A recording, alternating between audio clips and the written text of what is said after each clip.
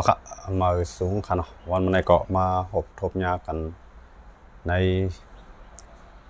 เฟซบุ๊กในค่ะเนาะย้อนไหลตุกตักหมายสูงพี่น้องผู้ฮักเสียสาวเขาผู้ปัญญาเขาผู้เกาะผู้เจ้าค่ะเนาะวันมันในก็เอาตื้อตางข่าวยามในเสลเขาขามาหบทบยากันอันใครมาจินไปหลากหลายไปวันตั้งหันกันได้ก็วันมันในเขาขาอ่อนเอาพี่น้องเขากว่าเรียบเพียนด้วยตั้งเมืองขังเวียงผากันจีเมืองขังเนี่ยครับเนาะเมื่อวันที่23ปนมาข้าวยาม8:30กลางค่ำนั่นเลยซึกมานเอาเครื่องบิน3ลำเสร็จแล้วมาเอาหมักปล่อยใส่ในปางปล่อยขอบ62ปีวันก่อตั้งตับซึกเคียโอเขาเนี่ยก็ในข้าวยาม8:30เมืองใต้เฮานั่นเนี่ยมันตึงเหมือนพองปล่อยกึนกวนขวัญหมากนั้นสามารถตกใส่ในปางปล่อยลีซึกมานเขาก็ตั้งใจใครตอบแทนซึกเขียเออันอยู่ตั้งหลัง TNLA อันอยู่ตั้งหลัง MNDA หรือนั่นก็ไปอยู่ตั้งหลังAA อยากใครทุนเป็นไหนกำลังเสียนั้นหรือนั่นก็มาด้วยเขียเอเขาไปอยู่ตั้งหลังปันพิธีอันก่อตั้งขึ้นมาใหม่เที่ยงนี้บอกว่าจุ่มยิบกองกังอำว่าจะเป็นพี่น้อง MNDA โกกังอำว่าจะเป็น TNLA พี่น้องลอยดังอำว่าจะเป็น AA อยากใครทุนเป็นไหนโคมปารังพิธีนั้นก็ห้องว่าซึกเกียรติก้นเมืองเนี่ยตั้งบ่ตั้งเสียงเส้นไหนอยู่ที่ซึกเขียงโอเสเลอยู่ตั้งหลังมันปันไว้กำไรเขียงในอยู่ตั้งหลังจุ่มเจอในเสียมกาไปอยู่ตั้งหลังTNLเลย SPP เสเลเขาตึกของเสียวขึ้นซึ่งใต้เมืองใต้ปอดของแทนย้อนเบอร์เจนั้นในปอกกำในอันซึกมันเขามายื้อนั่นก็ถามว่าจ่องซึกมันเป็นไผพี่ท่านเนี่ยก็พี่เตรียมอยู่ครับย้อนเบอร์มายื้อใส่ในปังป้อยครับเนาะมายื้อใส่ในปังป้อยกวยกาย้อนว่าซึกมันเขาก็ใจลำนั่นแหละหันว่าเขียงเนี่ยอยู่ตั้งหลังกูจุ่มเสียก็จอยแถมเครื่องหนักปันตีพึกซ่อนพึกพ่อนการซึกหรือนั่นก็พิธียับขึ้นมาแล้วก็ขึ้นจอยแถมพิธียับแล้วก็โฮมห้อมจอมพิธียับในเมืองใต้เส้นไหนเสียโฮมปาดังในเมืองขางเส้นไหนโทรยังซึกเข้ามาในเมืองใต้ทางด้านน้ำดังหลายกำในก่อนที่จะเกิดปัญหาลงในคืนนั้นก่อนที่ซึกมาเดียวเครื่องบินกับมกตึกซึกอยากไขอันซึกค้างเขียงอีอันไรเฮ็ดวันขอบ62 ปีวันก่อตั้งทัพซึกเขานั่นเนี่ยเขียงอีตั้ง TNLA เขาก็โคมกันเสร็จเลยตึกซึกมันตั้งเซียนวีตั้งกดขายผมปาตั้งหมูจีใช่ไหมเนี่ยอันในเฮ็ดให้ซึกมันก็เอาตื้อตั้งข้าวยามลีเสร็จแล้วค้างเขียงอีวนแมนว่าซึกมันติดใจเครื่องบินเสร็จแล้วเมื่อคัดตึกถึงในปางป้อยย่ามันก่อนที่อันเขียงอีเขาที่เขาตึกนั้นเขียงอีเขาวางแผนไว้ก่อนที่ซึกมันที่เขาตึกเขียงอีเขาก็ก่อนที่จะกว่าเอาหมักปล่อยใส่ในปางป้อยนั้นซึกมันเขาวางแผนไว้ตัดไว้เฮียงเนียดเฮียงพงหนังหือกวนดังนั้นเต็มไล่ไถเสร็จแล้วเอามาลงในโซเชียลมีเดียอันนั้นซึกมันเขาวางแผนนั้นตั้งเขาเนาะรวยที่เขียงโอเขาอำตันหูโตอำว่นอำเมียนอำทางอำเทิมเสร็จว่าซึกมันเตหัดใจแห้งซึกตั้งเครื่องบินเสร็จตึกเขาเนี่ยคำว่นเมียนเตรียมหางแห้งอันนั้นก็เฮ็ดให้พี่น้องเขียงเขาดูใหญ่ตายนำเตะกวนตายปากปลายหมัดเจ็บตั้งนำตั้งหลายนะครับเนาะอันหมัดเจ็บได้เขาว่าย่อมหมอกปาก50ครับเนาะอันเขาว่าจังได๋ไว้ตั้งพี่น้องภายค้างเขียงเขาลาจังได๋ไว้ครับเนาะถึงมาวันมื้อนั้นเขาก็ไล่ขึ้นปืนเผาเป็นตั้งการฮาวๆแห้งๆว่าเตใส่ลอกลายสั่นซึกจันสูงเสียแล้วขึ้นต่อสู้ซึกมันกับฮาวแห้งๆนี่ออกมาหลีกปืนหลีกเปลี่ยนตั้งการไว้ผืนนึงวันมื้อนั้นครับเนาะเรื่องนั้นก็มีจุ่มยิบกองกลางลายหมู่ลายจุ่มก็วันกันเตรียมดิกขึ้นมาสารคัดต่อซึกมันเสร็จแล้วงิน เสียหลายมองใจจ้อมพี่น้องเขียงเอเขาตีไรครบทบปังตึกซึกปอกกำไหนไรตึกซึกขันเนาะก็มันมาตึกใส่ในปอยเป็นปอยอันไรเฮ็ดสร้างก่อตั้งทับซึกมา62 ปีอันไหนลองเจ้าไหนต้อนยำไรเกิดตีไรครับเนาะต้อนยำไรเกิดตีไรยาก็ต้อนยำไรมีจุ่มไรยำยาจากไหนมาเนี่ยอันไหนไรว่าเป็นปอกที่1เลยเป็นปอกอันตั้งสุดเมียนพองยามันก้นกึนเงินขวัญเมียนพองยามันปล่อยกึนก้นน้ำนั่นเนี่ยซึ่งมันทำเอาเครื่องบินตั้ง3 ลำเสร็จมาเลือกปล่อยใส่ในปังปล่อยกำเดียวเนี่ยอันนั้นก็เป็นก้นจื่อเสียงใหญ่ลื่นหลังของพี่น้องคางเขาก็อันเป็นเสาปลายมวนเขาก็ไร้ลูกตายยาก็ผ่ายการเมืองเขาก็ไร้ลูกตายผ่ายจันซึกเขาที่มีภูมิจันทร์นั่นก็ซ้ำไร้ลูกตายหรือนั่นก็ผ่ายเฮ็ดการป้ายมักมีเขาก็ตายกว่าตั้งนำตั้งหลายเนี่ยอันนั้นก็เลยว่าเขาก็เลยว่าซุ่มใหญ่ซุ่มลงที่เตะปอกกันนะพี่น้องเขียงอีเขาเลยว่าซุ่มใหญ่ซุ่มลงที่เตะก้อยก็อันเปลี่ยนชื่อคือใต้แห่งไรสัมเสียลายล่ะเฮ็ดสังไรสัมเฮ็ดดีออกมาขิงเอามองใจจ้อมเขาล่ะเนี่ยหนึ่งเนี่ยมันมีลองหมัดมังพิจัยเนื้อกันมาตั้งเขียงอีเลยพี่น้องใต้เนี่ยเขียงอีเนี่ยชิมเอาเมืองใต้กว่า01เมืองใต้ก็ย่อมปันยาวกว่าเป็นจีเมืองค้างหรือนั่นก็เขาก็วางแผนตอนตัดเดียวในเมืองใต้เขาค่ะคำว่าหมู่จีน้ำคำต่อถึงกดขายแซนวีในวางแผนเป้าหมายตัดติดตั้งวางเฮ็ดเป็นกิ่งเพเมืองค้างเนี่ยอันนั้นก็เขามีเป้าหมายเลยยังอ่านไว้ย้อนเมื่อจากนั้นแหละเขามาด้วยขอความต้านหันถึงของพี่น้องเจ้าคือใต้อำวัดใต้เลียงอำวัดใต้สังเสมวัดใต้จักรใต้เนี่ยอันว่างินเสียหลายจ้อมมองใส่จ้อมมันเนี่ยไปมีเสียจุ่มค่ะเนาะไปมีเสียจุ่มค่ะอำว่าภายตับซึกอำว่าภายก้นเมืองอำว่าภายสังขะอำว่าภายตรงวงกวนจุ่มไหนก็ยังในใต้เนี่ยไปมีลิกเป็นร่างการออกมาเฮ็ดลิกเต็มน้อยมองใส่จ้อมเขาอันนั้นก็มันนี่พางห้างว่าย้อนมันมีลองป่วนเปลี่ยนเนื้อกันเลยมันถึงดีมีลองเจ็บใจเนื้อกันพี่น้องเขาว่าตาย30กว่าคือหลานเนี่ยผมใจค่ะข่าวมันมีหลายข้องครับเนาะข่าวมันมีหลายข้องอันนั้นเขาคำมาด้วยข่าวมันเป็นข่าวทางการของเขียงอีเขาได้รับว่าก้นตาเนี่ยปากปลายนะครับก้นตายปากปลายอันตึกยวดยาไว้อยู่ก็ตึกมีอันหมัดเจ็บก็มีปากคาหมอกปากคาชิบอย่างเตรียมมันในขณะที่เตรียมมันอันนั้นเป็นข่าวเป็นทางการครับข่าวทางการเขียงอีเขาครับอันนั้นเขาคำเจอว่าลาเลียมาลาดครับเนาะพี่น้องเขาว่าตาย30ปลายก็ในใจครับเนาะอันนั้นก็ย้อนเลยปิ่นปลายแลกนายกันยินโจมขาดที่ปันด้านถึงเข้ามาครับเนาะย้อนไว้จากนั้นแหละก็ในเขียงอีนั้นมันฮีเลยมันซ้ำกับอยู่เปิงลังทีเนี่ยเขาละลายจุ่มเสเลยตึกของเสียวขึ้นซึกใต้หล่ะดังๆที่กูปอกปวนมานั่นเขายำโฮมสันกันซึกซ้ำกันย้อนเบอร์มันไม่ใจว่าเบอร์ของเสียวขึ้นซึกใต้กับเมืองใต้ปอดของนั้นมันเตจังจำใจกันมาทั้งพี่น้องใต้เลียงในไหว้ใส่ของเสียวขึ้นซึกใต้เอาถอยออกเมืองใต้ปอดของยาวในเขาซ้ำยุ่มย้ำว่า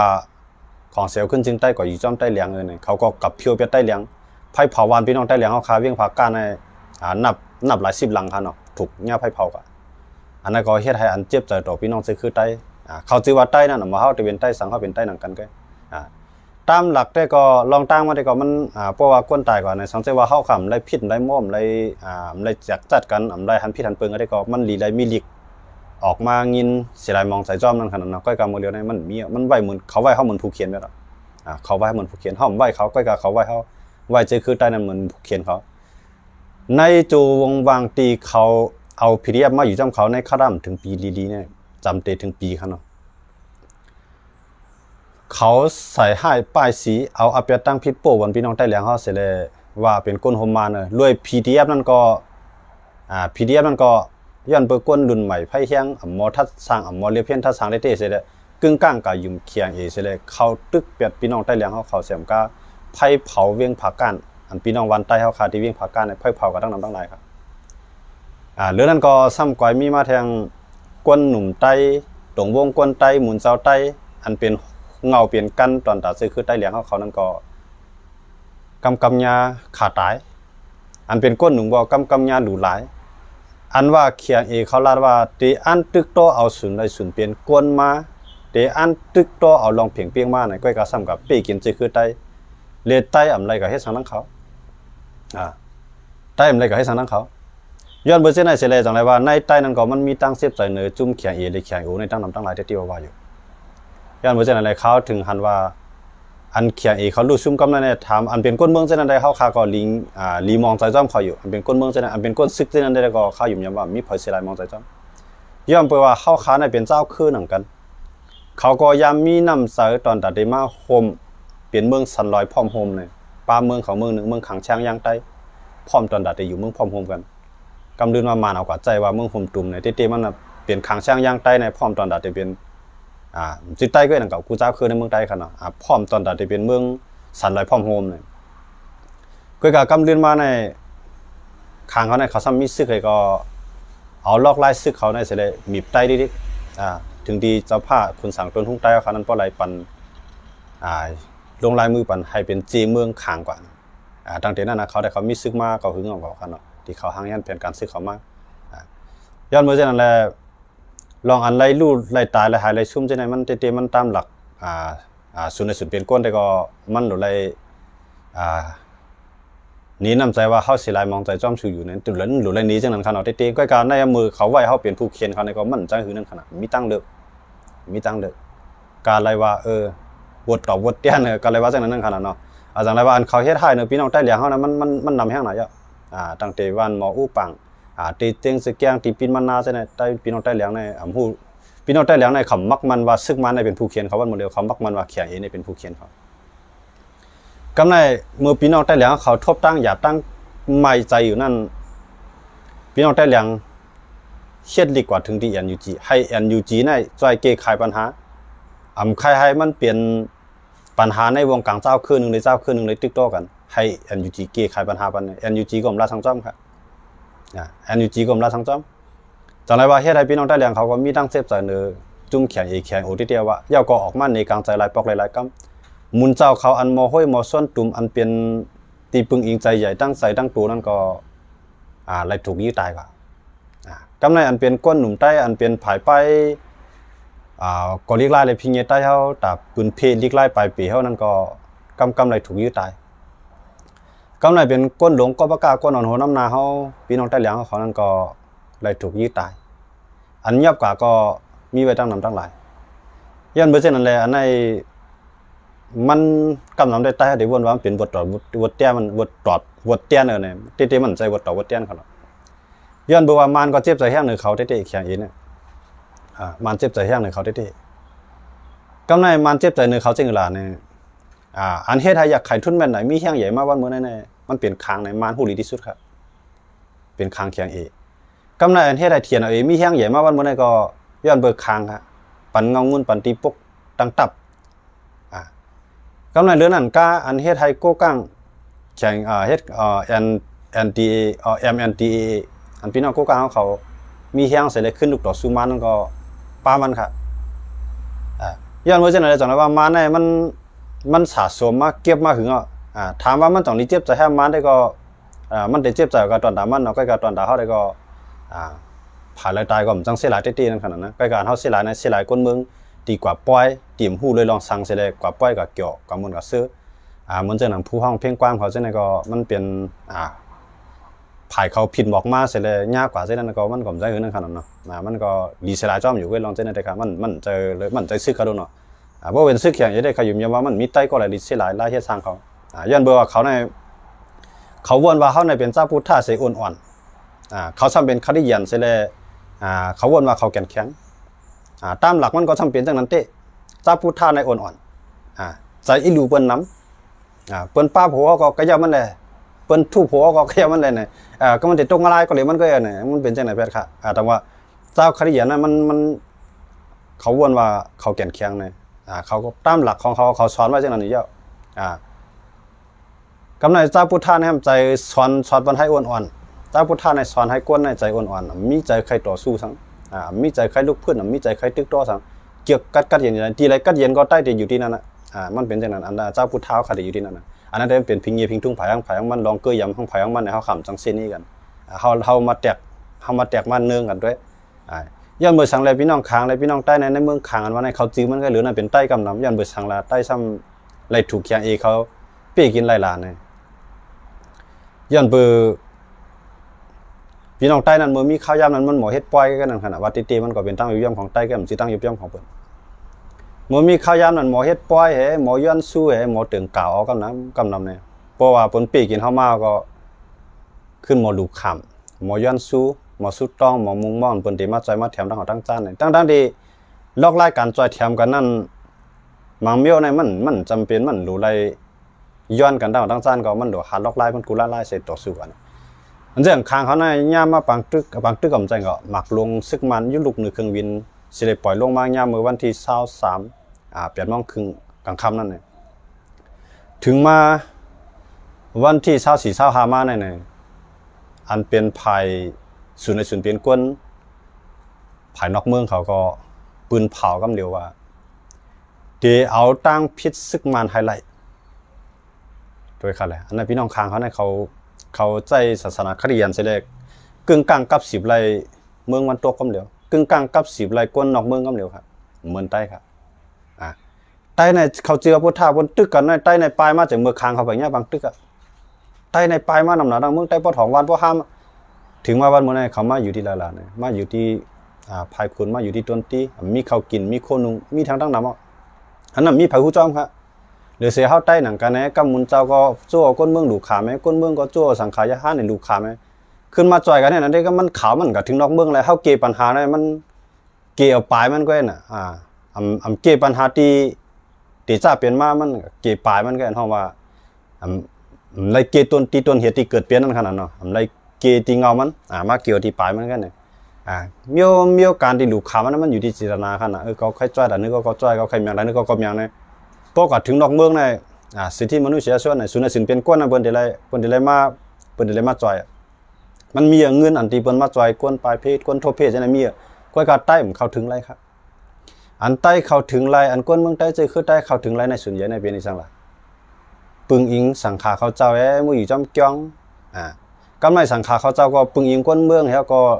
ตามมือหรือมาลองอันในมันเป็นตั้งใจแถมตี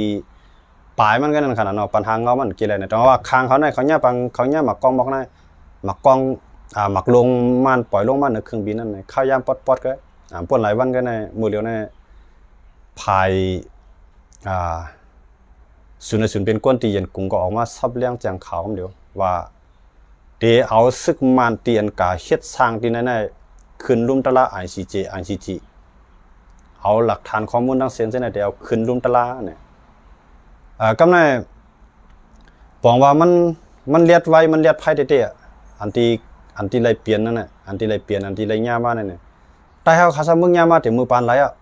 ปลายวันบ่ห้ามเมืองบ่ใครห้ามเมืองบ่ใครปลายวันบ่เย็นเมืองบ่ห้ามนี่ตอนถึงวันมื้อนั้นไปมีข่าวนอกเมืองไหลออกข่าวว่าใต้ไรปลายเพมีสิเมืองครับมีสิเมืองเลยเสียว่าข่าวใต้ละเลียดในข่าวผู้ใต้ฮอกนี้นั่นในข่าวออกปันเฮาอันข่าวออนไลน์ซิในข่าวออกปันใต้จังไรว่าอันนั้น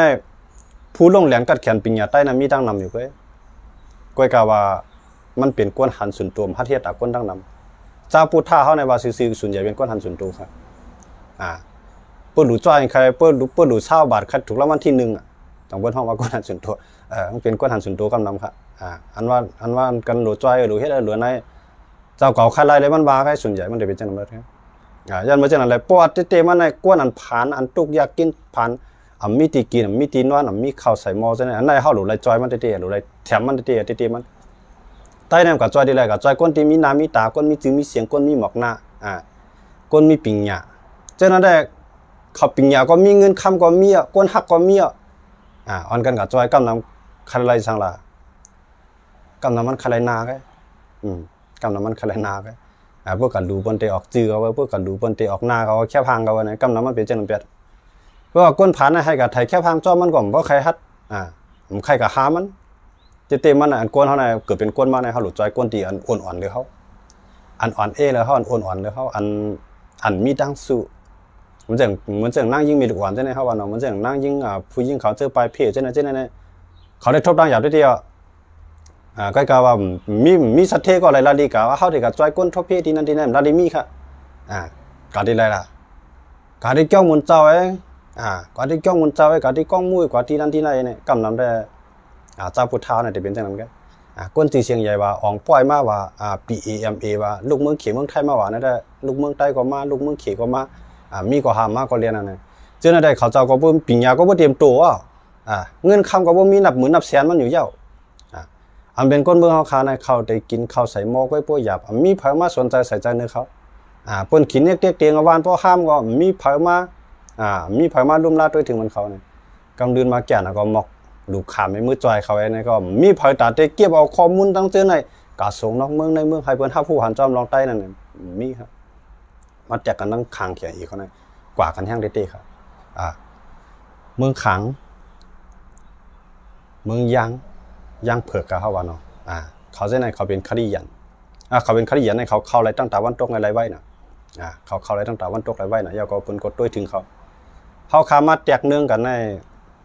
เขาขามาแจกเนื่องกันตั้งเจ้าพุทธาอะไรตั้งมุสลิมเขาคดียันเขาเนี่ยเปิ้นในเบื้องการในบวชกว่าขึ้นเกี่ยงคดียันเปิ้นเนี่ยกวนกูก็ตีกว่านั้นจอยกันหมดกวนตีอยู่นั่นก็จอยกวนตีกว่านั้นก็จอยอ่อนกันจอยกันแถมกันก็ในว่าในลูกทีมเขาทั้งเสียงเช่นนั้นในอันเขากว่าตีบทเขากว่าตีจ้องเขาเหมือนกันนั่นเนี่ยเขามีตั้งหยาบเส้นหือเขาขึ้นตัวถึงกันหมดเขาขึ้นจอยกันหมดอันนั้นที่เป็นมันจะว่าเขาขามาเส้นนี้ลองพุทธางให้พุทธาในมีน้ำใจกว้างเหมือนเสื่องหนังครียันเขามาจอยกัน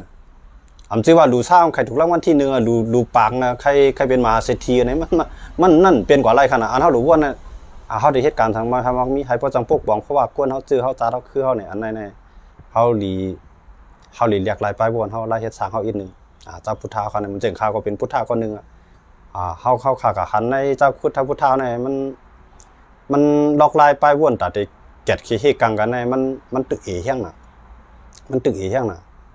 จังว่ามูกูบอกในเฮาขาก็จำวัดไทยหมุนเจ้าไทยจังได๋เปิ้นบอกเกียกใต้ค่ะเปิ้นวัดใต้เฮาในเพิ่นก็เฮ็ดก็เฮ็ดหวยเฮ็ดผ้าเฮ็ดหวยเฮ็ดว่าเฮ็ดหวยเฮ็ดทางไงก็ป้อหมอเก็บหมอเพียวในมาปอกเพิ่นก็เลยว่านั่นใต้เอาขึ้นราชุดเทพเปิ้นว่านั้นเขาลูกกูปีมได้คั่นน่ะพี่น้องไทยใหญ่อันไหนเปียดหวยเปียดว่าในเปียดว่าได้มันจังก็เปียดเอาใต้เปียดถุงจีก็เฮาว่าหนอมจะเปียดว่างก็ต้องเห็นความรอเล่ของใต้ความจำแล้วของใต้เขานะเปียดหวยเปียดว่าในใต้เขาในเปียดว่าได้นะมันสิว่ามันจังก็คั่นน่ะย้อนมาจังนั้นได้จังได๋ว่าเฮาค้ามาด้วยจังนั้นน่ะกำไรในมือเหลียวในเขาพูดว่าใต้เนี่ยใต้ก็อยู่ที่ไรใต้ก็อยู่วันไรใต้ก็อยู่ที่ไรก็อยู่จ้องไรเนี่ยปนโจมฮับตอนใต้ด่าเสียขามือเหลียวเอานกสูมากายเอาโตสูมากายที่ไหนเนี่ยปนว่าสั่งปนเฮ็ดป้อย1ปอกเนี่ย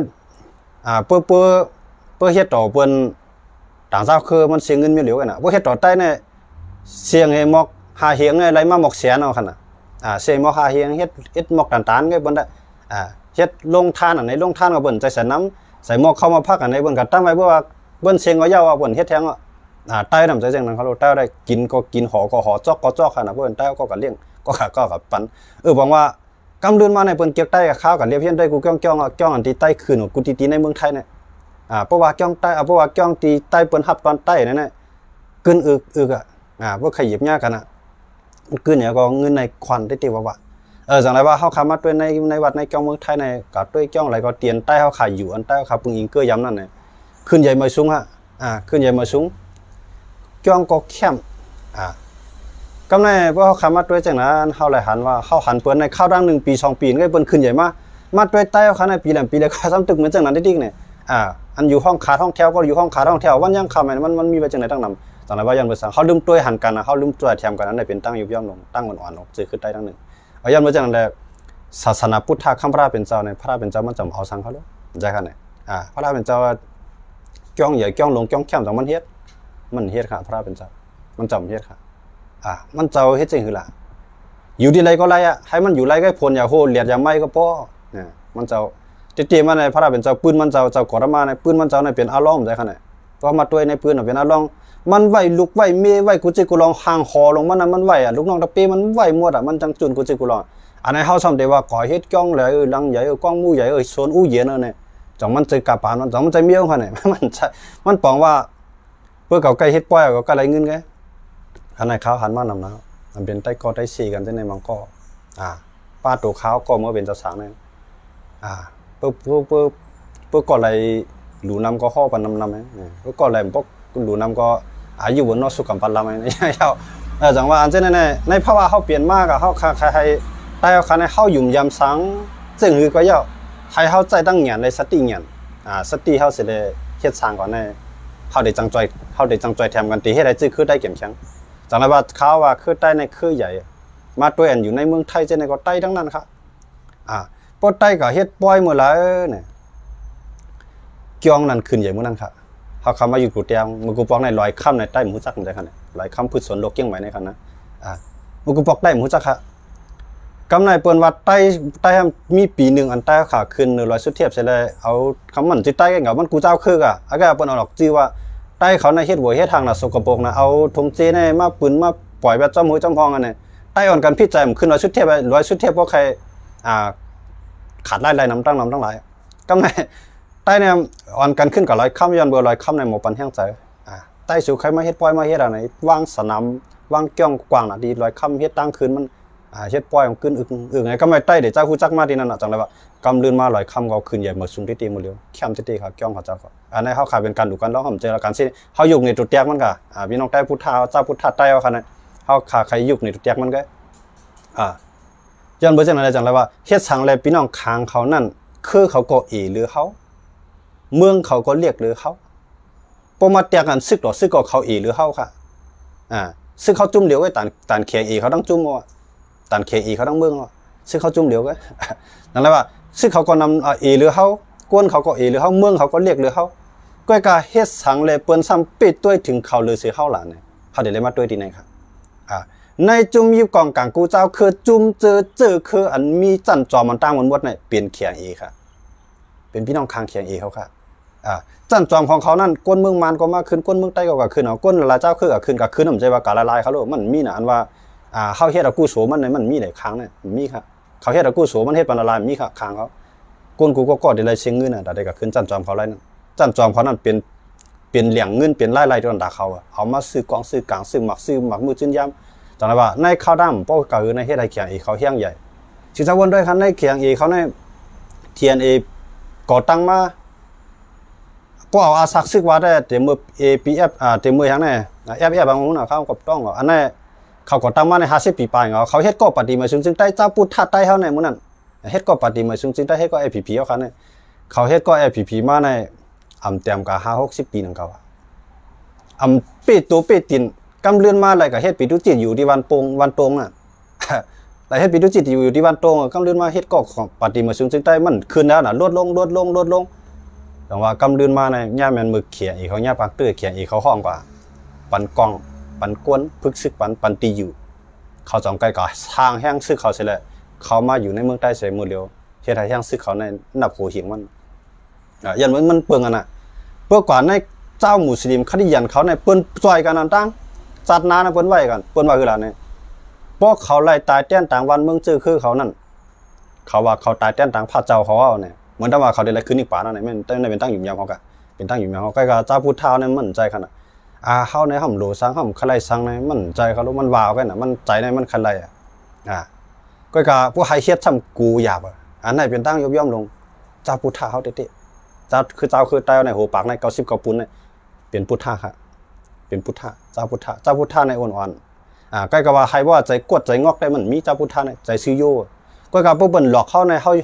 ฮาซุ่มมันง่ายน่ะอย่างบ่สั่งเฮาซื้อโยน่ะมีปริเยมีเพียนน่ะย้อนบ่จังนั้นเลยจังได๋ว่าเพราะเฮาขามาด้วยจังนั้นน่ะเฮาขามาหันตีในเสียก็มาแตกด้วยสิคือใต้เนี่ยพี่น้องใต้เหลียงในเขาแนะนำเตะตั้งแต่อู่ปังเมืองหมอกต่อถึงบ่ถึง100เจต่อบ่ถึงกดขายต่อบ่ถึงไส้ตองหลายตีหลายตั้งมันนำหน้าผมไล่ขายผมจ้างมันนำหน้าใต้เฮาคันนั้นก้อยก็แห้งได้มานำเขียงมาบ่นำก็แห้งแลเขียงซ้ำเป้เป็นเงาเป็นกั้นไรล่ะในเมืองโฮมตุมมานอันตู้ลงในเมืองโฮมตุมว่าอันตู้ลงในเนี่ยในจุ่มยิบกองกลางอันอยู่ตั้งหลังเสแลยกย้ายค่ายตีปันจุ่มยิบกองกลางจุ่มนึงในจุ่มนึงนั้นมี2จุ่มไว้ในเมืองใต้มี2จุ่มมั้ยครับในเมืองใต้ในเมืองโฮมตุมมันตู้ลงใน1ว่าอยู่ WSA 2เขียงมี2จุ่มมั้ยครับเขานั้นมีปังตึกโตแต้นครับพวกใครใต้ต่อใต้ตึกกันก็เขาก็วางแผนเอาไว้มันจังอยู่ WSA เนี่ยก็มันมีปังตึกโตแต้นน่ะหมดแล้วเนี่ย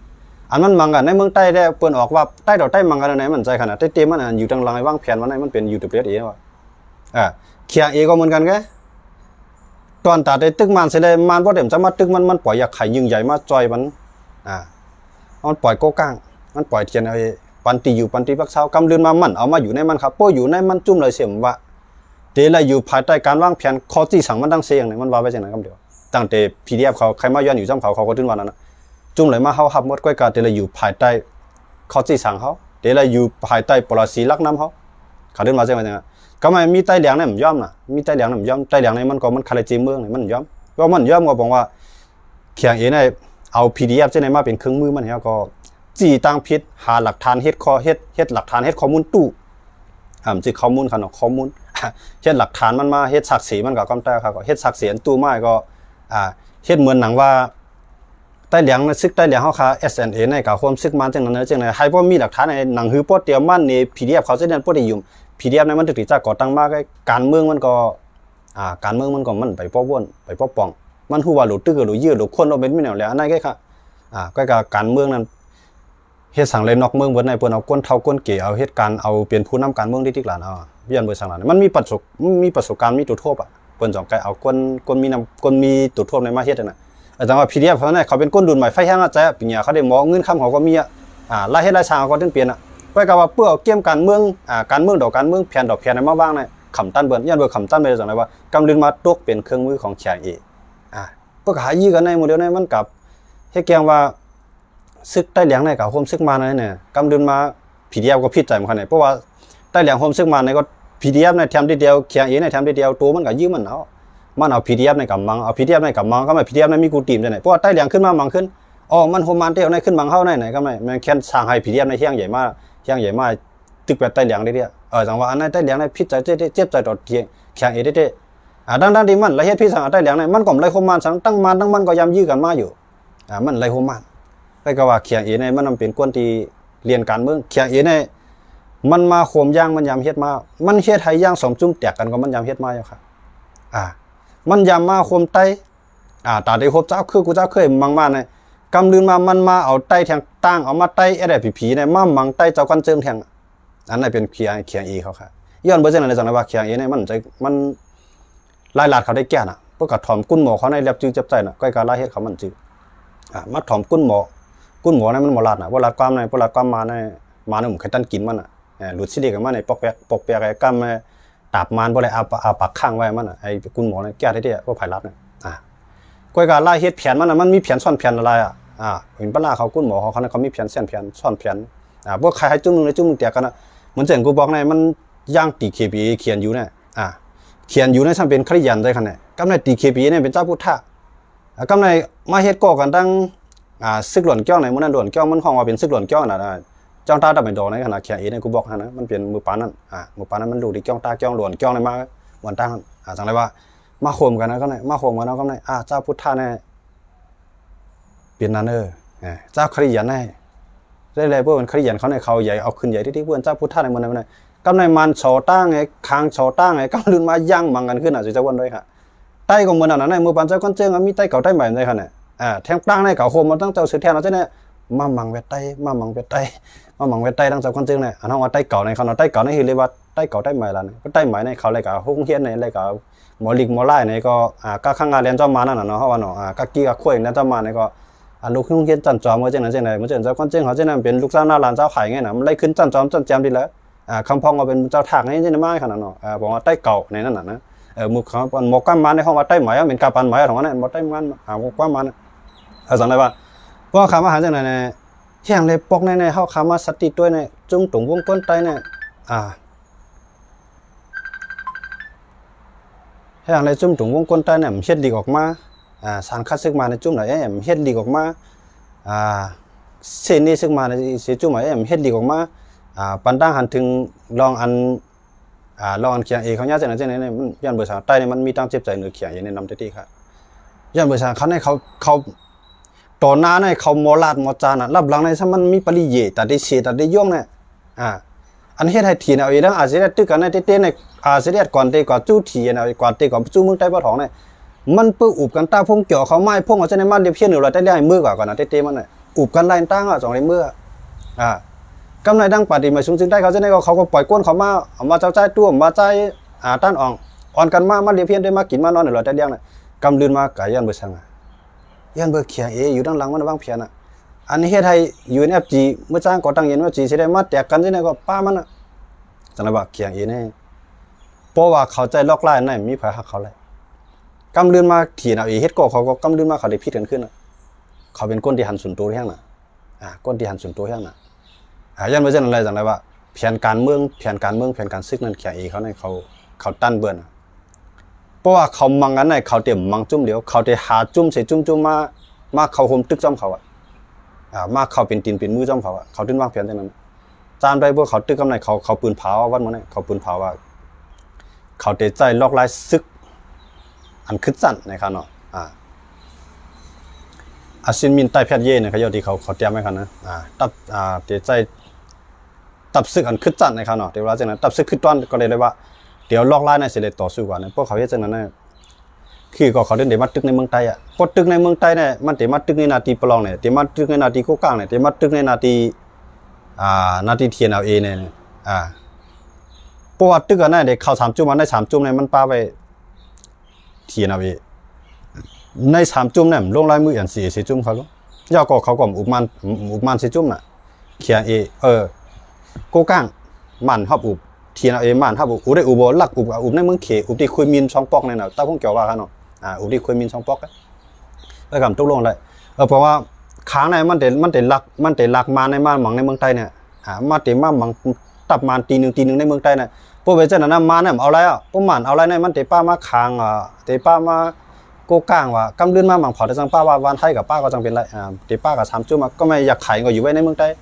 พวกเวจันนั้นค้างได้เอาปังตึกในมาคือก็ตึกน่ะมาปล่อยในเมืองใต้ตึกเดมาตึกกันในเมืองใต้หนังคือเตลวดหย่อนปังตึกทั้งเมืองขังที่มาหมังในเมืองใต้พวกหมังในเมืองใต้เนี่ยเพลล่ะ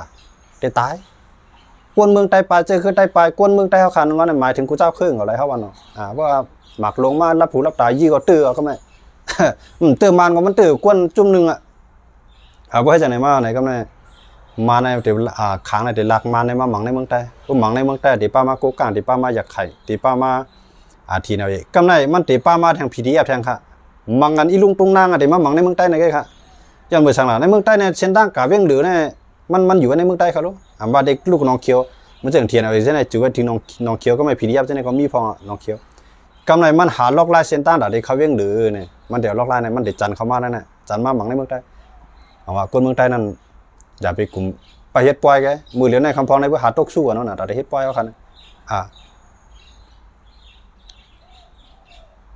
ย้อนว่าจังนั้นแหละพอเฮาข้ามมาตัวจังนั้นบางตึกเนี่ยมันได้ลามมาถึงในเมืองใต้กะอันไหนเขาใครอันตีเขามาลาลองศาสนาพุทธคำพองที่หันผิดเนอะครับจะให้กูก็เป็นศาสนาพุทธอันติมันสิได้ฮู้ศูนย์เบิ่นศูนย์เฮาดีๆมุนเจ้าป้าอันว่าลูน้ำไหลน้ำลูเอละเอจังได๋ลูเอเฉลี่ยมีจังได๋มุนเจ้าจังได๋มันใจพุทธานติมันค่ะบ่ใจพุทธานติมันน่ะเตียงหนังเสนาเฮามีน่ะให้มันพอดีให้มันกึ่งตานได้กึ่งงามมันสิว่าเฮ็ดให้มันหรูหราทางขี้ของบ่ใครใส่เพชรใส่พลอยน่ะบางจ้องทางขี้ทางเยียวเขาน่ะคนเมืองวันนอกหน้าปางเฮาคาเนี่ยตึงยามไม่7โกนขนาดนั้นมันกว่ากันนำแฮงนั่นน่ะดักตาเฮาอันไรแค้มใครเอาใส่อันไรแค้มใครเอาไว้มาเมียงมาเฮ็ดน่ะมันจังได๋มันใจพุทธานติมันเป็นพุทธพันธุ์นี่แหละเพิ่นไทยเขาบอกว่าพุทธพันธุ์นี่ได้บอกว่า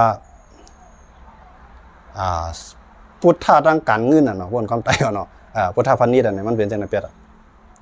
ว่าพุทธานเจริญจานมานั้นแม่นเพิ่นมีจังหือกินจังหืออยู่จังหือเพิ่นอยู่มาในตอนดาสังละตอนดาพื้นเพศาสนาคั่นน่ะให้มันฮือเฮิงเปิงใสอันไรเป้กินกันอะไรเตียกกันเตียงกันมันอยู่ไรก็ลัดด้วยเขาเลยเฮาคำมาด้วยอสังขปปะอย่างก็หมู่เนาะอันมุนเจ้าคิดเนี่ยที่รัสเซียเนี่ยมันออกมาว่าทางปูตินเขาเนาะว่าปูตินเนี่ยเป็นฝ่ายพี่เด้อปูตินเขาแล้วยูเครนเขาหลุไรกึดออกกันนะตุ้มตดคนเมื่อจังไหนเนี่ยมาด้วยอันพุทธาเขาเนี่ยรู้จักฮัดลาดเนี่ยฮัดลาดน่ะโคเขียวเฮ็ดนั่นนั่นที่ไหนมันฮัดว่าเขารู้มันว่ามันจันเต้มันน่ะมันเป็นอันตู้น่ะพวกอันเต้เนี่ยมันฮัดมันกูตายเขาแล้วพวกอันเต้มันสิที่มันปื้อว่าก็บ่มโลสังกันทาเขาเนี่ยเป็นตัวเน่าไว้น่ะมันโลสังน่ะมันได้กับกูตายจังฮะยันบ่จังได๋มันมีเต้มันน่ะจังเขาว่าเต้น่ะมีอยู่กับเอกเขาว่ากับเอกยันบ่จังได๋จังว่ากับปานไรปานนั่นได้ใต้เอาขาหลุเรียกหลายจำว่าหลายมันมือกูปอกได้เฮาเฮ็ดสังก็มีไผมาว่าสังแล้วเฮายันปื้อว่าไผก็มาปีกินน้ำจังคั่นน่ะบ่ยามหลังนั้นน่ะกับปานมื้อเหลียวเนี่ยกวนที่ใจรอใจว่มมีอยู่ขนาดเปิ้นใจธุรกิจเปิ้นใจลวดใจกา หาได้ขึ้นกับใจหล่อเหมือนเก่ามันใจขนาดจังไรว่ากูใจกูลองกูขั้นตอนไหนมันโดปีนปลายแลกลายให้มันขึ้นใหญ่เลยเสียวันตอนสิเก่าเดี๋ยวว่าเฮาหลวรักษาไว้รักษาไว้มาตัวไหนมันผิดเปิงเก่าตั้งนำตั้งหลายเฮาว่าเฮารักษาในที่ไหนก็มันไปรักษาตีมันขนาดจังไรว่าพวกรักษามันหรือรักษาตีอันเจ็ดอันจางอันมันเนี่ยจื้อคือไตเฮาทบตั้งอย่าภาพตั้งตกสูงมาจำจังปึงยิงเผาซะในก้นเมืองใต้จื้อคือไตเนี่ยหรือหักกันตีจังไรว่า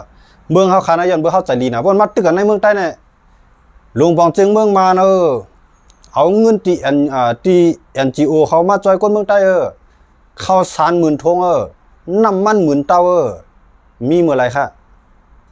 มีกำพี่น้องใต้เฮาค่ะดังสีเสียงโหโป้งกำพี่น้องใต้เฮาค่ะสีบ่เกี่ยวมีน้ำตู้มันก็หมูเจน้ำข้ามนั้นก็ไล่คาเมืองกึ่งเนี่ยหามาตั้งอวดในอันก็ขึ้นล่องก็หลูมันเป๋มันลึงเมื่อหลูนึงคักก็หลูนึงค่ายเนี่ยเอาให้ไหนมาป่วนกับปีแล้ววันนั้นเนี่ยใต้เขาเนี่ยบางตึกมาตั้งแต่ปฏิบัติสูงจึงใต้เขาเนี่ยมาเมื่อปี2015อย่างนั้นแต่เมื่อนั้นตั้งแต่เมื่อนั้นมาในใต้เนี่ยเลยเสียย้อนเนี่ยเก็บขอในย้อนเนี่ยลูกค้าแม่เนี่ยต้องเขาถึงนอกเมืองเลยจงมีเงิน NGO มาจ่ายแถมมันก้นเมืองได้ครับจงมีเงินอันว่าช่วยถึงศูนย์เป็นก้นนอกเมืองเขามาจ่ายแถมว่าติเปิ้นมีมามันมาถึงที่ซึกมาเนี่ยน่ะมาถึงที่หลวงปองจึงมาเนี่ยน่ะก้นเมืองใต้มันเขาถึงแล้วมันจังกาวมายาวดีไรล่ะยาวดีสังขาเขาเจ้าอ่อนหัวน้ำนายหลูคำยาวดีปอมีพี่น้องก้นเมืองอ่อนกันหัวน้ำนายหลูค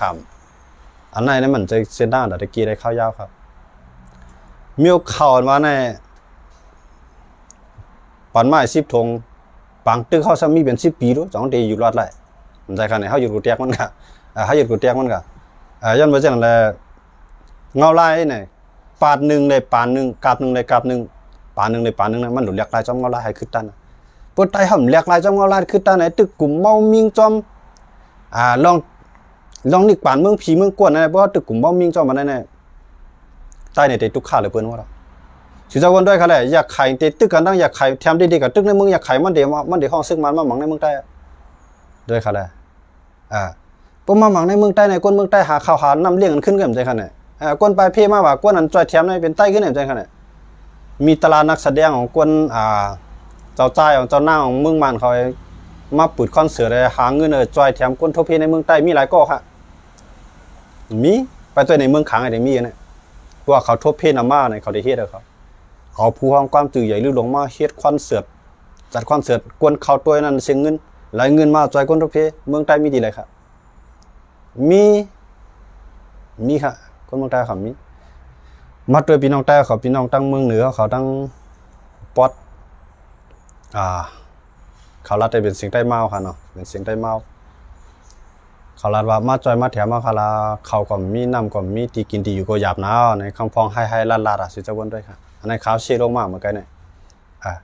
ยันเวอร์ชันอะไรด้วยเขาเลยเข้าในเลยเสียว่าหมอเฮ็ดให้เปิ้นอีหลูเขาสงสารเขาหน้าอ่อนตาอ่อนนั้นบีบน้ำตาเนี่ยหรือนั้นเขาหมอหาตั้งเลือกมันหมอหาต่อสู้อันนั้นเป็นตั้งยุบย่ำใต้ติเป็นตั้งยุบย่ำหลวงเจ้าพุทธาเขาค่ะจื่อคือใต้ในติเป็นตั้งยุบย่ำติค่ะเปิ้นได้ขางเขาได้มาตึกเขาเนี่ยเขาเฮ็ดหลีกปืนเผาเขาได้มังขึ้นกำเดียวเขาก็ว่าไหนกำเดียวเพื่อเป็นใต้หรอจังมันเดว่านั้นเพราะว่าเปิ้นเต็มมังกันใต้เดี๋ยวใต้มังกันนั่นจุ่มนั่นก็ปันกองกลางจุ่มในก็เมียงเงินคำจุ่มในก็วางแผนแห้งซึกมันจะเห็นของเสียขึ้นซึ่งได้บัดนี้มาซึ่งได้มังกันได้ติในขาจังไรซังน่ะอันไรในมีไฟละเคียงไรคือไรหังถูกกวางวันไหนไรUWM ไรคือไรซังถูกกวางวันนี้ยาวห้ามกันมังขึ้นจังว่าแห้งแรงเนี่ยเคียงUWM เนี่ยจังเขาเหมือนจังเขาจังเขาเหมือนจังใต้เขาเหมือนในขณะเขาเหมือนอันเปิ้นสร้างอันตั้งสุดในสร้างเอ็นเฮียงกองกลางให้ขึ้นจันขึ้นกับกำในผู้นำใต้ซ้ำเขามาเขียนนโยบายว่าเขาปกป้องจะในผู้นำใต้เขามาจับได้ผู้นำใต้ได้ผู้นำขังผู้นำใต้ว่าล่ะเขาเฮ็ดกองดีในเฮ็ดตลอดดีในเฮ็ดสิมดีในเฮ็ดตั้งดีในล่างห้องดีในเตียงพายดีในเนี่ยเฮ็ดจังนั้นกันนโยบายเขาอันว่าเขาแถลงนโยบายในเขาว่าเปิ้นเมืองเปิ้นใน1 ปี 1 ปอกในเปิ้นได้มานโยบายที่เปิ้นปอลิซีเปิ้นที่เปิ้นเฮ็ดมาวางแผนมานั้นเฮ็ดสังไรพ้องอย่างในเปิ้นได้มาแรงเปิ้นได้มาลัดในคณะห้องวัดแถลงนโยบายในความไทยไทยว่าเฮ็ดเอากองมูดีนะเฮ็ดสิมไว้ดีนะปกป้องในเปิ้นตีจะวนด้วยค่ะ อันนั้นจังมันใจเส้นดังออกปีวันนั้นเขาตัวนี้ก็เขากับพวกมันน่ะเป็นเงินในกว่าหลายแสนล้านเอาเนี่ยเขาปกป้องกองมูเขาปกป้องเจ้าหมุนเจ้าเขาปกป้องเส้นดาสายตั้งในกำเองก็หรือนั่นก็ล้างหูล้างห้องไอ้ก็ขั้นก้นวานนั่นก็มันเอาปรุงเอาเปี้ยนนะเปี้ยนี่มันยาวกว่ากันน่ะอันนั้นมันต้องยุบย่อมเอาว่าปีนี้เครื่องลักหน้าเข้าหมอกกันได้เข้าขันใจตาเนี่ยนะโมเดลในซึกปฏิมือจึงได้เป็นซึกของเสียขึ้นจึงได้เป็นจึงอย่างนี้เข้าขันมั่วแล้ววันมันในตัวเข้าขันอะไรอยู่ในเมืองไทยเขาขายอยู่ในเมืองไทยก้อยกับจองเข้าคู่ห้าเนี่ยอันซึกเขาสะท้อนมันซึกเขาลาดมามันมีดังนำมันยุบย่อมจึงอย่างนี้เขาหูมั่วอ่ะก้อยกับมองไม่เอาเขาเดือดร้อนออกมาเขาไม่ใครลาดออกก็ก้นหลวงมาได้ว่าเป็นป้อยหนึ่งปางเลยได้ทางแห่เนาะเงินหลาย10 แสนเนี่ยการเรียนปางต่อปางร้องกองเดิมตั้นซื้อเฮ็ดปางต่อปางร้องอันนี้เป็นตั้งยกย่องหลวงปู่น้ำใต้พอมีข้าวยามก็โดดทาบกามบารมีเฮาเนี่ยไทยปู่น้ำใต้ก็เฮ็ดกองมูทีนั้นก็เฮ็ดก้องทีนั้นก็เฮ็ดป้อยทีนั้นเนี่ยอันนี้เป็นตั้งใครไล่เฮาซ้ำสูงว่าสูงใครเมืองใต้ใครกัดเย็นใครทหารสูงเฮียงน่ะโดยมีภัยได้มาปานเฮาเลยอันเฮาได้เรียกมานั่นก็เป็นอาสาเขาอันนั้นกาขันมันเยอะเฮียงน่ะก้อยกาไล่ที่เฮาไล่มานะก่อนนะเฮาได้ไล่นั่นว่าเขา1 ปีเปิ้นไล่สังมาเนี่ยเขานับยำอย่างเขานับยำควายเขานับยำพีเขานั่นน่ะเขาได้เขาแต่ว่านับยำข้อมูลสิทธิอย่างเขาได้กำเอกเจว่ามีก็มีพ่องก็เจ้าพุทธาเขาก็มีพ่องก็กำเอได้เขานับยำต่างศาสนาไปแล้ว1 ปีเฮาไล่ด้วนหลายลำ2 ปีเฮาไล่กัดตึกหลายอันนะวันไหนวันวางแผนวันไหนวันไหนเงินมาได้ซ้ำปีไหนเกาลูกกองลงใหญ่ที่สุดอ่ะนี่มันจะปีวันฮะอันละปีนะเขาตัวไหนก็พูดปีนี้เขาจะสั่ง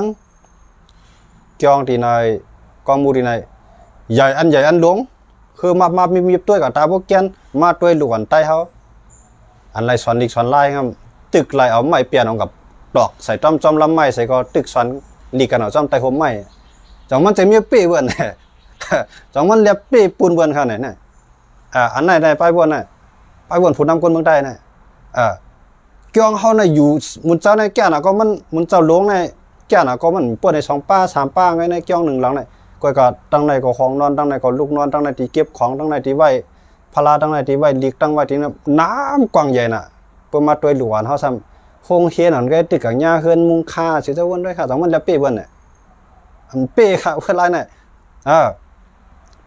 ครูสอนเฮารู้หมอสอนเฮารู้มีเงินเดือนปันมีเงินมีเจตนาเฮ็ดเอากูโสมันติ๊กครูสอนเฮาดีมาสอนมันเฮาล่ะหมอสอนเฮาดีมาสอนมันเฮาล่ะมันก็จะต้องตันรู้พอมีมันเลี้ยงใหญ่มากมันก็รู้เลี้ยงปรมีมันรู้ห้ามเอาเจตนาไว้นะครับแน่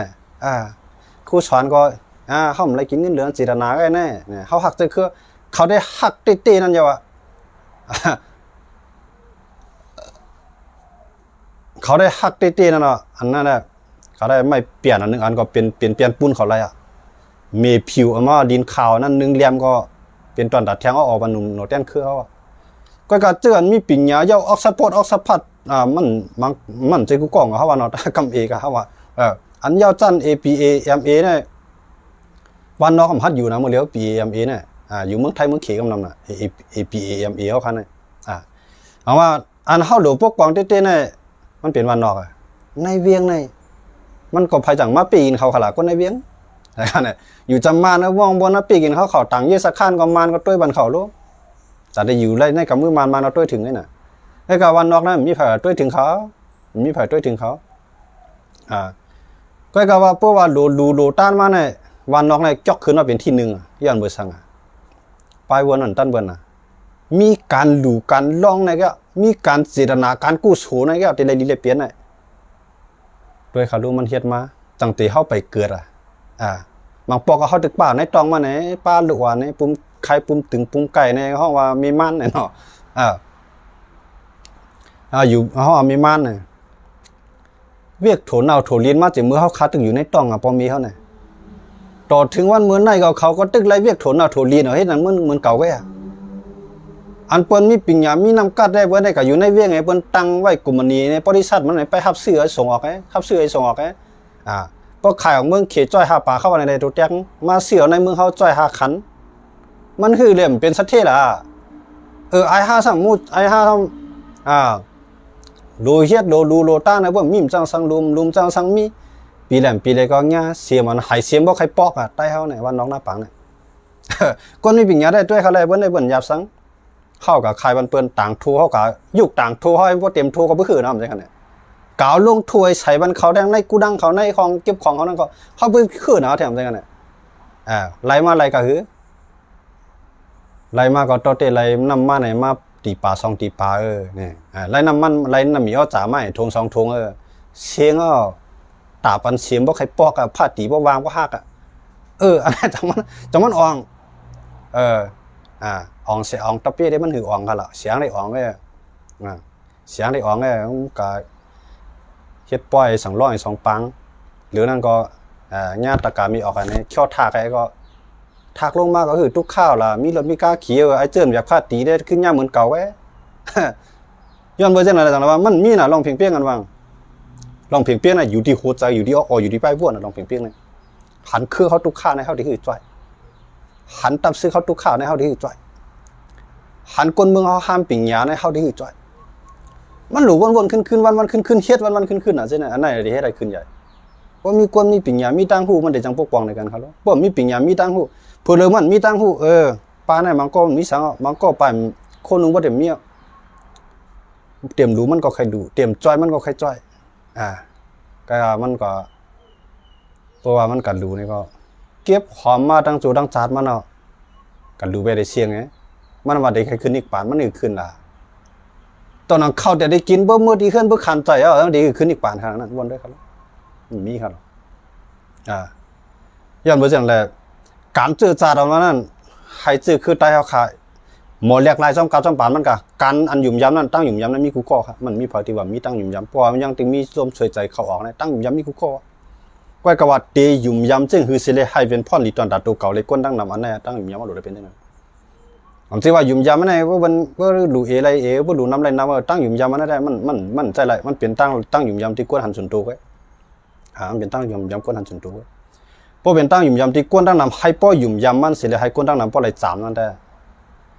วันนอกหน้าป่างเท่าในตีกว่าตีมากก็เขาทุบตั้งหยาบเข้าตีถือช่วยน่วยกันส่วนตุ่มกันเฮ็ดปั่นเส้นตั้งเขารู้มาพอมีจังไหนกองลูกจังวันป้ากันขึ้นใหญ่ทั้งวันขนาดนั้นป้ากันขึ้นใหญ่เพราะเขาขีดโทษดันทั่วดันแล้วกับแล้วนะไม่ใช่ขนาดลวดเขาดันแล้วกับแล้วนะตั้งมันแคบมากนะครับตันนั่นฮอดก็ซ้ำเจียวฮอดนะเพราะตั้งมันแคบมากไม่ใช่ขนาดเพราะมือเป็นลูกเป็นลุงเป็นลูกเป็นอุงเป็นหมอเป็นอุงกำไรทูเขาก็แล้วลวดเขาก็ไกวไหนกำไรป้ายมาเมียกับเข้าดีไพ่กับเข้าดีเขกับเข้าดีกะลากันหนาก้นขายเครื่องกิริยาโทจักเครื่องทุกเลยมันจะกะลามันก็นำเขาละทูเขาตั้งห้องดีนะยันเบอร์สังในมันเฮ็ดปันดามันเฮ็ดปันดามันโหลมาก่อนมายี่เขาดีๆแกมันเฮ็ดปันเขาเราตั้งเขายันเบอร์สังเพราะเขาขึ้นใหญ่เขายามเอาในมันตีมีนำเพราะเขาขึ้นใหญ่มันจะว่ามือเหลียวในเขาลูกกับวันนอกมือตีเวียงเขาวันไหนละเขาใจขยาม3 ชั่วโมงเนี่ยสังเกตว่าเปลี่ยนเส้นตั้งอาจุยางไม่เฮ็ดปันไหนผมจะไอ้จังยาได้อาจุยางไม่ปันเส้นตั้งให้สื่อยางมีเพลาเนี่ยเรียนถึงเวียงตีไหลตีมันกดตีมันงอกลัดซื้อลูกกับตีวันนอกกว่าในเวียง3 ชั่วโมงกำในผือบนไม้ปันเส้นตาสายตั้งลูกกับวันนอกในกว่าในเวียงตั้งมือตั้งมาใน2 ชั่วโมงครึ่งนั่นมันลดกว่าก็หือได้ขนาดนั่นก็1 ชั่วโมงเนี่ยตั้งมือตั้งมามือครึ่งชั่วโมงมาครึ่งชั่วโมงก็ไรน่ะยันเบอร์ช่างน่ะพวกหมอปกป้องอันนี้มันเปลี่ยนอะไรน่ะใช่ไหมยันเบอร์กำนำนี่มันหมอปกป้องมันหมอจกของก็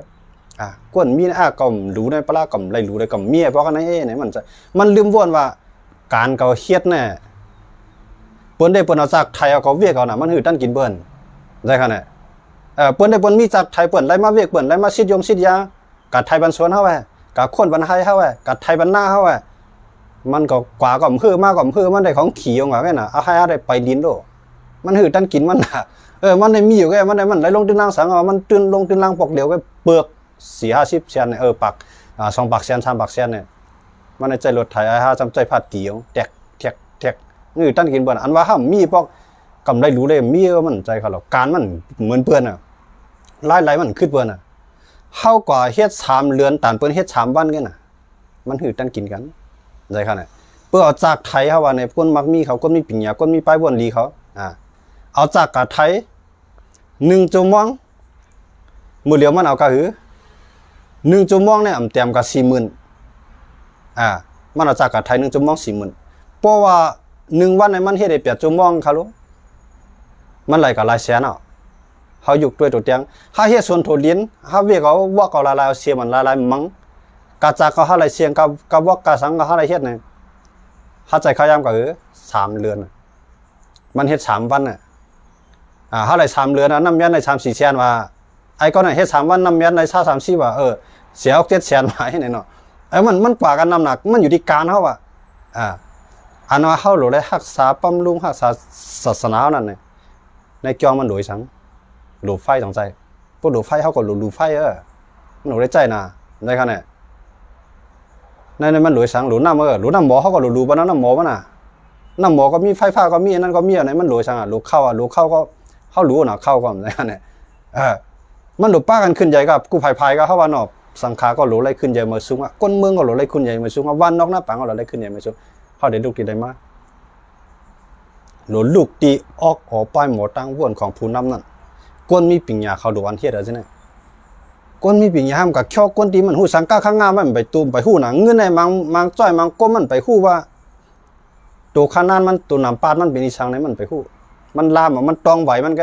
2 ปากในมาเต็มนี่มันได้แหละอันไหนเป็นเงิน2 ปากวางไว้ในมาเต็มตัวขนาด2 ปากมันก็ยังไปฮู้ทาง2 ปากเป็นจังหือตัวขนาดนับจังหือไปฮู้กำไรก้นก่อนฮู้เย้าจันดิกจันไล่ของนอกเมืองในเมืองมาสมาเคียวให้มันดูที่ก็ว่าก็ปลาดีๆเนาะมันก็ดูแวได้ก็มีเหมือนกันในศาสนาพุทธเท่านั้นเมืองไทยในก็เลยมีน่ะก็เดี๋ยวข่าวกันนะเอาดีๆเนาะมันก็ดูแวได้จูลุกมันได้ก็อยู่ที่ไรล่ะกำไรมันน่ะดูแวได้จูลุกมันน่ะอยู่ห้องขาดห้องเช่าห้องแถวเบิ่นไหนกำไรมันป้าลุกมันตรงลายกันนั่นเอาดีๆมันก็ดูเปิกมีตังเด้อก็ลุกมันน่ะใกล้หันในเมืองไทยน่ะมันจะกูก่องก็ในเมืองไทยเนี่ยเขาใกล้หันออกข่าวกำลืนมาลุกมันในเปลี่ยนตุกเปลี่ยนใหม่เปลี่ยนตั้งห้องตั้งไทยมีนั่นก็ยองในศาสนาแบบนั้นน่ะมีตีดีนะว่ารู้แบบนั้นเฮ็ดจังนั้นน่ะแต่ว่าถามว่าจังลีรู้ว่าลีรู้โอเครู้นางเฮียงเฮาแกมันก็ให้อยู่ไรเฮาก็ให้อยู่ไรนั่นน่ะมันโดดเป็นจังนั้นน่ะเขาได้รถกาขี่แคมโพวินปาจิโลผ้าห่มโคนวันหนาตึบกึบนั่งลงกับผู้อื่นยุ่มๆไอ้ห้างยาสัตว์มาปอกก็เฮือดโคเพมันหือคืนอันนี้ป่านจังนั้นมันไล่ขึ้นเขาหรออันนั้นเฮาอยู่ในตัวแยกมันก็แต่ว่าใต้เฮาเจ้าพุทธะเฮานั้นเนี่ยมันอ่อนๆจังขนาดนี้ความสั่งสอนเฮาคานั้นห่ำซับเลี้ยงบัดให้เขาป่องใจก็เฮาว่าเนาะเพราะซับเลี้ยงบัดให้มันป่องใจได้เป็นรองดีละลายศาสนาพุทธในสอนดีละลายอย่าดูลายเพิ่นอย่าป้วนเปลี่ยนเพิ่นอย่าโคกของลายเพิ่นนี่เพราะว่ามันซับเลี้ยงได้มันป่องว่ามันเป็นพิงเยพิงทุ่งมันหลุดได้เข้าหลุดได้ถอดไว้นี่เอามาใส่ใจปุ๊บมาใส่ใจนั่งเฮ็ดถอมดีๆวัวในถอมให้วัวเนาะเฮ็ดจ้อมก็เฮาว่าเนาะเอามือเฮ็ดช้างได้จ้อมมือเนาะขึ้นใหญ่คำเดียวเพราะว่ากวนฮอมันก็หมอซับแรงบันกวนถอมมันก็หมอใจหยันสิถอมตั้ง2 ไผเมียตั้ง2 ไผอำชื่อว่าได้ไว้สังกาในจำเมียนั่นมันจะกวนเมืองก็เมียพวกหมอวางแผนพวกหมอเฮ็ดพวกหมอเกี่ยงหมอกำของเปิ้นอำค่าได้หลายของเฮาก็รู้ได้ปันเปิ้นละลายบางเมียวน่ะของหลายมีในโลกนี่น่ะมีในโลกนี่น่ะบ่ฮ้องน่ะความไทยน่ะของฟรีไม่มีในโลกลองเต้ครับจังว่ากวนอันนั้นเฮาได้เข้าใจเฮ็ดมาประวัติใต้เฮาค่ะเรียกลายคือตันจอมมือจอมปานมันนี่ตั้งตุกตั้งผ่านใต้จังป่นอยู่ลองว่าก็มีสังลงก็ได้ดูน้ำเลยก็มีจังเปิ้นปีหน้ามาก็ได้ดูน้ำกาไปปีหน้านำมาท่วมไว้มันอึบแถวนำมาลกน้ำมาน้องอึบแถวจังได๋ว่ามีตานคือก่อนดูหนังแห้งเฮาก้อยการตั้งรู้เนี่ยเปิ้นบังคับเปิ้นเตียกเตียงจังได๋ว่าเฮาซ้ำใจจังนั้นน่ะเฮาหลุให้ปล่อยสังร้องเฮือน3ตางเฮือน3ค่ายเนี่ยแต่นั้นบังการบังคับจังนั้นบ่ฮ้องว่าการบังคับว่าการเตียกเตียงจังได๋ว่าการซื้อคือก็เหมือนกันน่ะมันควบคู่กันทั้งการศาสนาใต้เฮาเนี่ยเอาศาสนามาที่1เจอคือมาที่2วานเมืองมาที่3นี่ก็พิงเงพิงทุ่งเอาคายนี่มันกลุ่มเอาข้าวยำที่เฮามีเหลือไว้นั่นน่ะสุเจ้าเขาวนด้วยครับกวนเอาคันนึงก่อนเนี่ยมันอยู่เลยถึงบอกหลาย10 ปีก็นี่พอเฮาเปียดได้ข้าวดัง6 ปีข้าวดัง6 เดือนข้าวดัง6 วันเปียดหลายกว่าวันน่ะจังเฮาได้ขึ้นใหญ่มันขึ้นใหญ่กวนได้ขึ้นใหญ่เหมือนจังเมืองมันขึ้นใหญ่น่ะเฮาว่ามาด้วยอเมริกันเขาเก็บปานเขาตาเขาได้ขึ้นใหญ่นั่น1 ชั่วโมงไอ้เปิ้นเปียดหลายกะโรงเรียนมาวางปับลิกปุ๊บขึ้นกับเหตุการณ์ชั่วโมงเปิ้นนับปันเงินเนาะชั่วโมง เฮ็ดจังนั้นนะเพิ่นเฮาเฮาขายามเป็นหลายเฮานำๆจังได๋ขายามมันเป็นหลายนำว่านับ1ปีในเฮาหัวเฮาเลยการเต้มีหลายเรือนแกมันสิว่าเฮาเฮ็ดเฮาดูเฮาลองเฮากะกันกะเกี้ยงเลยเฮามักเฮามีในมันใจกันล่ะตอนนั้นกะลาวันเดือนวันเดือนรับเดือนม่วนวันผิดวันวันหางกะยาวมันขายเนื้อมันกูวันขายเนื้อวัวเนื้อควายขายเนื้อเป้ขายเนื้อหมูขายกูวันเอาปวดใน5ปีมันเป็นสะเทวขี้ก้าวไอ้5ถึงญาติธุรจีเปลืองกันจังซี่ค่ะมันได้ของมันมีขยันเป็นลายน่ะใต้เขาเฮ็ดปล่อยสังร่องอันไหนกะลาขายหลายวงหลายตัว1ตัวเนี่ยมันขายเต็มกับ10แสนเพราะมันมาย่ายขาย1ตัวเนี่ยน้ำเมียได้มันซื้อมา5แสนน่ะน้ำเมีย5แสนน่ะตบเนียบมันมาย่าขายใต้เฮ็ดปล่อยในใต้เลี้ยงหลายโลใจคั่นน่ะแต่ว่าเตรียมใจเลี้ยงกันเต้ๆก็ใจเอาใต้เฮาเนี่ยของมิ้วเนี่ยบ่เป็นปล่อยเป็นลาบเป็นเนื้อหมูเนี่ยเอาเต้นไข่หักถึมใส่ในแท้ไงกินก็บ่ไรกินก็ต้องจิ้มเหมือนกันมันไข่น่ะมันกูบอกเป็นอย่างนั้นน่ะแต่ว่าเฮามาเฮ็ดกันกูสู้ว่ามันสิจะวนได้ขนาดจังมันสั่งโตฮะในก็เฮาคาไข่บานเนาะจังได๋ว่าการอะไรก็มันเป็นการดีกว่าอยู่ก็เฮาโลปันตั้งวนกันเรียกหลายไปวนกันอำใจว่าการเส้นนี้อันไหนเป็นการมนมีให้ขึ้นใหญ่กูภาย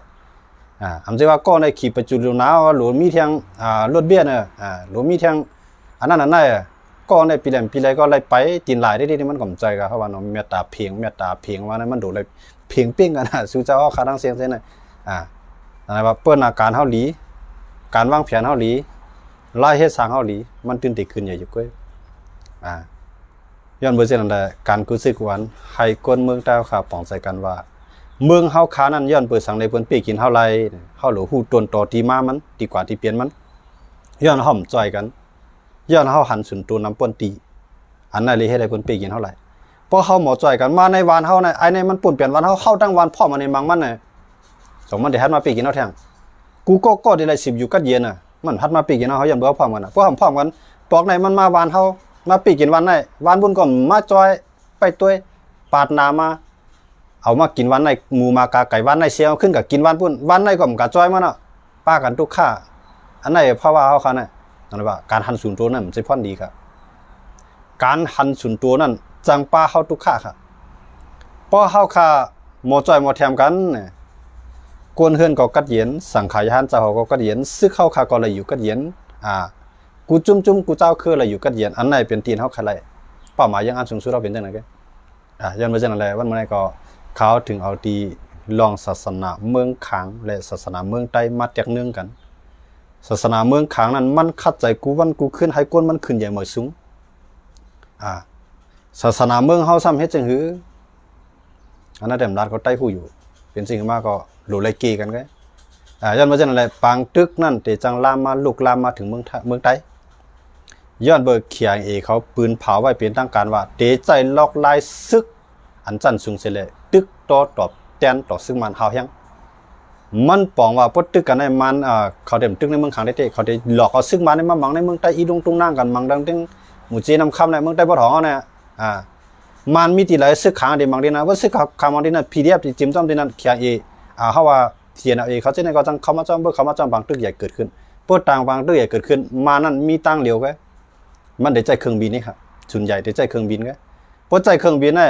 มันปล่อยมันหลู่ต้องเลยปล่อยมาน่ะมันฮู้ติๆหรอว่ามันได้ตกติเลยอันยังอันได้ยังอันดับซึกมังเผากับหญ้าขึ้นคนวานก็เป็นไรครับย้อนบ่จังได๋เฮาหลู่ได้ห่างแฮนไงอย่าไปลงดื่มอย่าไปลืมตัวสังเฮาใครกลมโหมันเปิ้นกว่ามันมื้อน่ะหาหนังหือใต้เตป่นจับปันขี้ขานั้นใต้หลู่ใจเหงียนออกไปวนตั้งหูสิเลยเกขายกว่าไว้ไผๆสิกำหมายสูงกูก็กูจะที่เขามาปัญญาในวันมื้อนี้สังว่าพี่น้องเขาใครปัญญาเขาจะจอมันจัดอันจางอันมานั้นแม่นก็12-14วันในเฟซจะจอม channel ในสิกำหมายสูงกูก็กูเจ้าครับหมายสูงครับ